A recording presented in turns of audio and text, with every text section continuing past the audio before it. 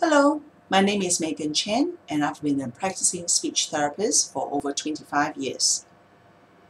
Now in the previous video, I talked about why your child may have some difficulties with speech sounds, not being able to say words such as lion, school bus, chocolate, and other sounds correctly. We'll talk about the reasons why. In this video, I'd like to go straight to 3 proven simple tips that you can use when you're trying to teach your child at home. You might be surprised to find that a few of them are nothing like the kind of tips that you expect and has nothing to do with even talking. Now this is because when you're thinking about correcting your child, it's good to remember your child is where he or she is today because of all the past inputs, because of how he thinks about sounds, because of how he learns speech.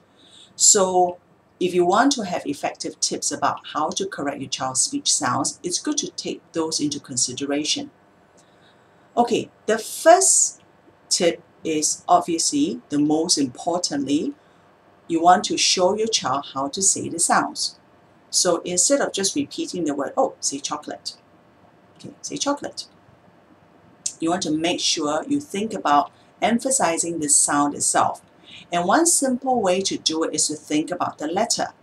Because very often when I see parents trying to correct the child, they may think that they are teaching the child or correcting the child, but what they're doing is actually repeating the word over and over, not in a way that would help the child to process the speech better. And it's not that easy to think about isolating the individual sounds. So, a parent may actually start to say the word louder, chocolate, say chocolate. Okay, so it's louder, but it doesn't really help the child to slow the process down and think about, okay, how do I do the sound?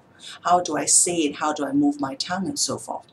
So one easy way is to think about the letter. Think about the letter L, or think about the letter S, or think about other letters J and so forth. And then it's easier to isolate the sound and just focus on giving your child a very clear example. It's chocolate.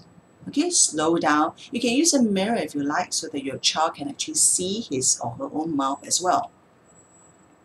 So that's the first tip. Obviously giving a very clear example, clear model, we call it.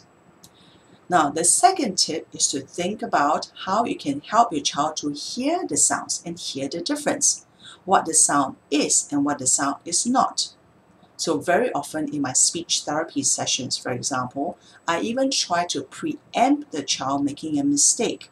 So before he has even opened his mouth, I try to preempt any mistakes, and I may say something like, okay, don't ask me for any Kaya pencils. I can't give you any Kaya pencils. I haven't got any Kaya pencils. I have lots of color pencils. These are my color pencils. So I may repeat the words a few times. Okay, so your child is more likely to say color pencil correctly because of this, because he's had the chance to hear what it is, what it's not. So that's an advantage, helping your child to hear the difference. Another advantage is that when you start to do that as a parent, when you think about, okay, I'm going to show my child how the mistake is and how to say it correctly, it gives you a chance to understand how difficult it is. It's actually not that easy. You kind of have to work backwards, and you're changing how you usually say the sounds, which is what you're asking your child to do, breaking a habit and learning to say a sound in a different way. So it helps you to understand how difficult it is. It helps you to understand why you need to practice over and over again, and it gives you more patience, right?